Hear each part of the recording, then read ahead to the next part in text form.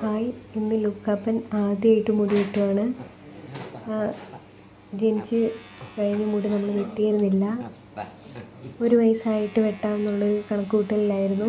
അങ്ങനെ ഇന്ന് ചർച്ചിൽ പോയിട്ട് വരുന്ന വഴിക്ക് നമ്മളൊരു സലൂണിൽ കയറി.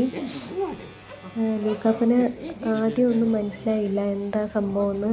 അത് കാരണം ചെറുതായിട്ടൊന്ന് വഴക്കുണ്ടാക്കാനൊക്കെ ട്രൈ ചെയ്തു. പിന്നെ വലിയ പേടിയുള്ള സംഭവമല്ല എന്നൊക്കെ പുള്ളിക്ക് തന്നെ മനസ്സിലായത് കാരണം പിന്നെ നമ്മളുമായിട്ട് സഹകരിച്ചു. അപ്പച്ചൻ്റെ മടിയിലായിരുന്നു ഇരുത്തിയത്. ഡാഡി തൊട്ടടുത്ത് തന്നെ ഉണ്ടായിരുന്നു. കാരണം മുടി വെട്ടുന്ന ആൾ പറഞ്ഞു, ഒരാൾ കയ്യിലൊക്കെ ഒന്ന് പിടിക്കാൻ വേണം, കുഞ്ഞല്ലേ, അപ്പം പെട്ടെന്ന് എന്താ ചെയ്യുക എന്നറിയാൻ പറ്റില്ലല്ലോ, അതുകൊണ്ട് ഒരാളവിടെ പിടിക്കണമെന്ന് പറഞ്ഞു. അപ്പോൾ അവിടെ നിന്നൊരു കോമ്പെടുത്ത് ലൂക്കേൻ്റെ ഡാഡി ലൂക്കാപ്പൻ്റെ കയ്യിലോട്ട് കൊടുത്തു അടങ്ങിയിരിക്കാൻ വേണ്ടി. ലൂക്കായ്ക്ക് സത്യം പറഞ്ഞാൽ വലിയ ഇതൊന്നും ഇല്ലായിരുന്നു. പുള്ളി എൻജോയ് ചെയ്യുന്നുണ്ടായിരുന്നു. കാരണം അപ്പച്ചൻ്റെ മടിയിലാണ് ഇരിക്കുന്നത്, ഡാഡി തൊട്ടടുത്തുണ്ട്, പിന്നെ മമ്മിയും അടുത്തുണ്ട്. അതുകൊണ്ട് ടെൻഷനും അതൊന്നും ഇല്ലായിരുന്നു. പെട്ടെന്ന് തന്നെ വെട്ടിയെടുക്കുന്നുണ്ടായിരുന്നു. ലൂക്ക കയ്യിൽ കൊടുത്തേക്കുന്ന ആ കോമ്പിൽ നോക്കിയിരിക്കുകയാണ്. എന്നാലും ഇടയ്ക്ക് ആ മുടി വെട്ടുന്ന ആളെ തിരിഞ്ഞൊന്ന് നോക്കുന്നുണ്ട്, നിങ്ങൾ എന്ത് ചെയ്യുകയാണെന്നുള്ള ഒരു അർത്ഥത്തിൽ. പിന്നെ ഒരു കള്ളച്ചിരിയൊക്കെ പാസ്സാക്കി വീണ്ടും ആ കയ്യിൽ കൊടുത്ത കോമ്പിലേക്ക് തന്നെ നോക്കാൻ തുടങ്ങി.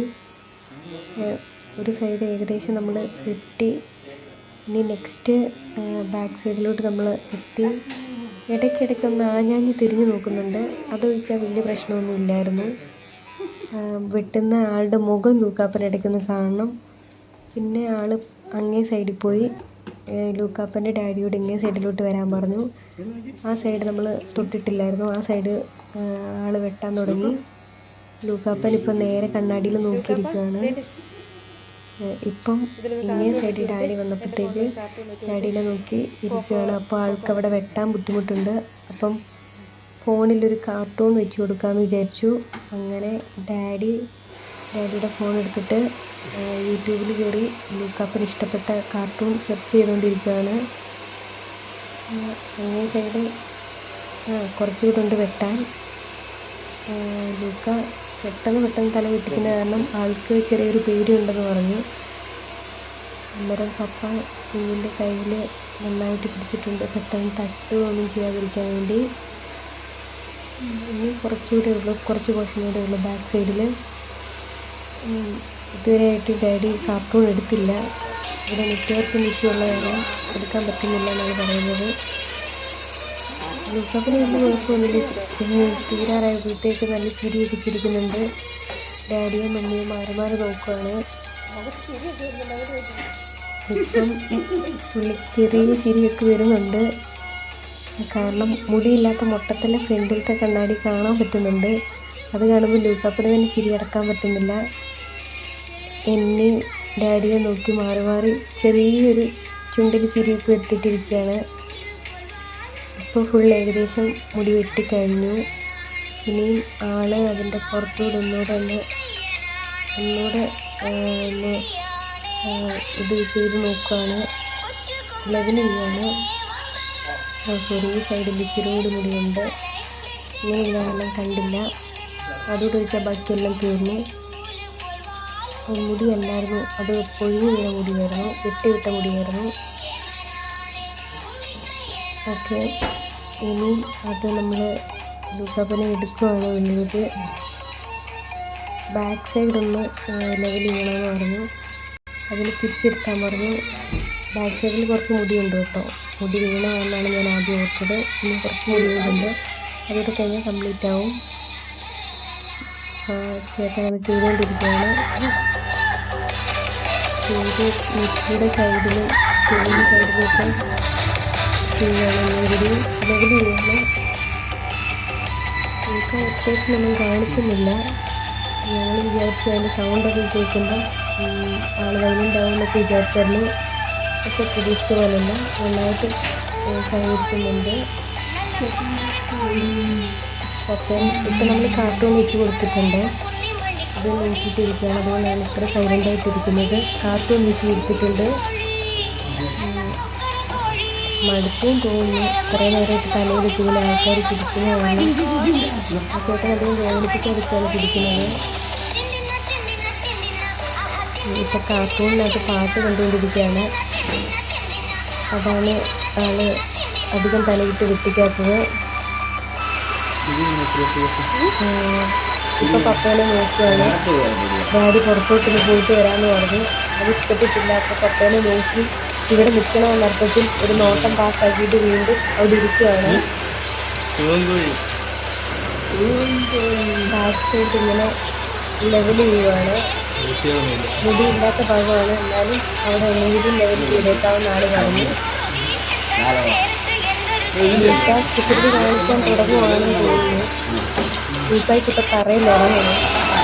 ഇച്ചിരി വഴക്കുണ്ടായിരുന്നു. എന്നാലും മാറ്റേണ്ട അവസ്ഥയൊന്നും വന്നില്ല. ലൂക്ക കോപ്പറേറ്റ് ചെയ്ത് നന്നായിട്ട് മുടിയൊക്കെ തുടച്ച് കളയുകയാണ്. ഇനി നേരെ വീട്ടിൽ പോയിട്ട് കുളിക്കണം എന്നായിരിക്കും ഇപ്പം ലൂക്കാപ്പ വിചാരിക്കുന്നത്. അവിടെ ഒന്നും കൂടെ കുറച്ച് മുടിയുണ്ട്, ഒന്നുകൂടെയും ചെയ്യണം.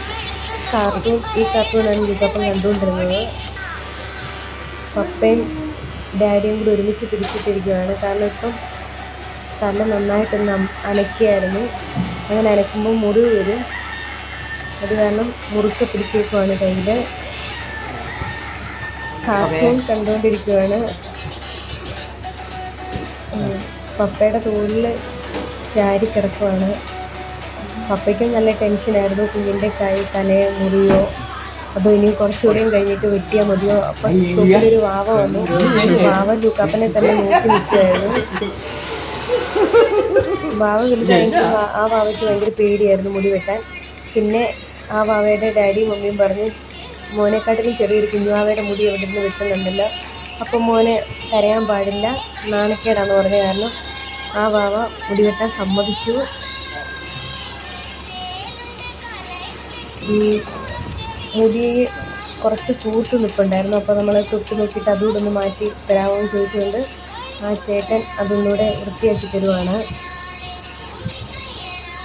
ലൂക്കയുടെ തലയുടെ സൈഡിൽ ചെറിയൊരു ചുവപ്പുണ്ട്. എന്ത് പറ്റിയതാണെന്ന് അറിയില്ല. അത് കുഞ്ഞുങ്ങൾ ജനിക്കുന്ന സമയത്തൊരു കറുപ്പ് പോലെ ഉണ്ടാവില്ലേ, അതിൻ്റെ ഒരു പാടാന്ന് തോന്നുന്നു.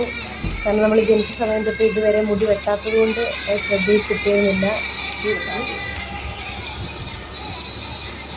ഞാൻ മുമ്പ് വിചാരിച്ച് ഫുൾ കഴിഞ്ഞു. സോറി ഗൈസ്, കഴിഞ്ഞിരുന്നില്ല, ഇനിയുണ്ട് ബാക്കി കുറച്ചും കൂടി. അങ്ങേ സൈഡിൽ നിന്ന് നോക്കിയപ്പോൾ എല്ലാം കഴിഞ്ഞു എന്നാണ് വിചാരിച്ചത്. ഇപ്പം എല്ലാം കഴിഞ്ഞു. എല്ലാം വൃത്തിയായി. ഇനിയിപ്പം നമ്മൾ നേരെ ലൂക്കാപ്പൻ കരയുവാണെങ്കിൽ ലൂക്കാപ്പന് കുറച്ച് ടോയ്സൊക്കെ മേടിക്കണം.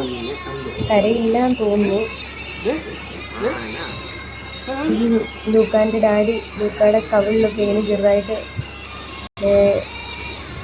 നോണ്ടുന്നുണ്ട്.